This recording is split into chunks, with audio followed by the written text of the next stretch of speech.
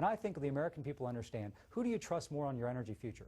Solyndra, the solar panel company that filed for bankruptcy last week after running through more than $500 million of taxpayer stimulus money. For the Obama administration, this was supposed to be a shining example of what $500 million in stimulus could achieve. Instead, Solyndra's solar panel factory operated for less than a year before the company declared bankruptcy 2 weeks ago. And I think the American people understand. Who do you trust more on your energy future?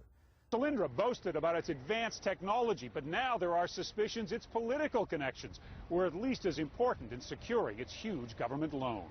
The biggest investor in Solyndra is Oklahoma billionaire George Kaiser, a major fundraiser for the Obama presidential campaign. And I think the American people understand. Who do you trust more on your energy future? Another government-backed green energy company goes bankrupt. It's called Ener1. It makes lithium-ion batteries for electric cars. It got $118 million in a grant from the feds, more than $50 million of it already spent and probably gone.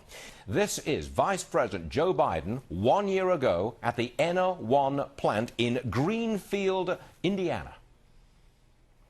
Everyone's catching on, folks. The industry is transforming itself. And we believe Americans are ready to embrace that transition. And you folks standing right here on the floor, Enron1, are on the ground floor of that transformation. I'm going ahead of myself. What do you make of this? Another green energy bankruptcy? Well, Stuart, the only thing that's surprising is that it's not surprising at all.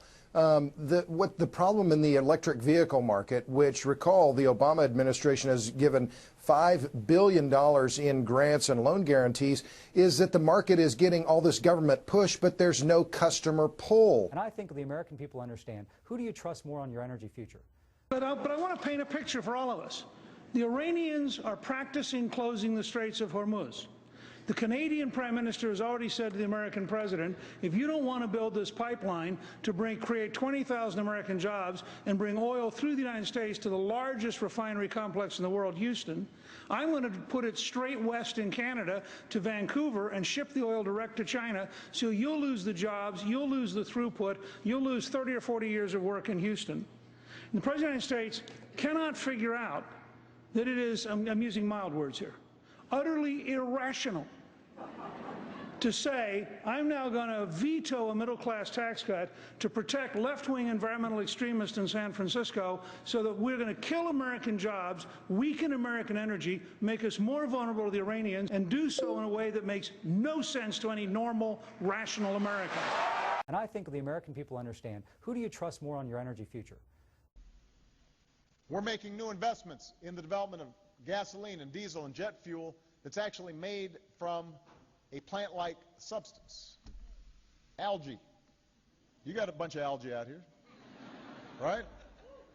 If we can figure out how to make energy out of that, we'll be doing all right. And I think the American people understand. Who do you trust more on your energy future? The problem for Obama isn't that anybody is requiring or demanding a quick fix. It's that he's been in office for over 3 years. And as we saw in that 2008 ad, what was his answer to high prices in 2008?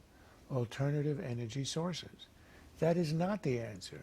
That's why the American people instinctively understand he is an enemy of the kind of energy America needs to sustain itself. So he starts in 2008, he talks about alternative energy. He gave a big speech a week ago on energy in which he said that oil and the fossil fuels are the fuels of the past.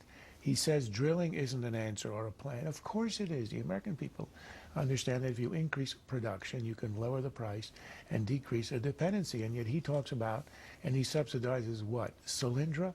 And then in that speech he talks about algae. The American people are not about to stuff seaweed in their gas tanks and think of it as a realistic solution.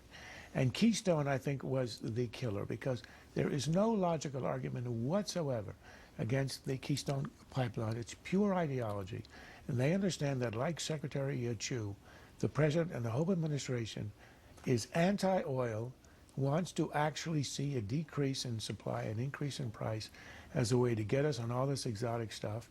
And Keystone is the perfect example of something where there are no arguments against it, and yet he came out against it. And that's what I think is hurting him in terms of his political standing on this issue.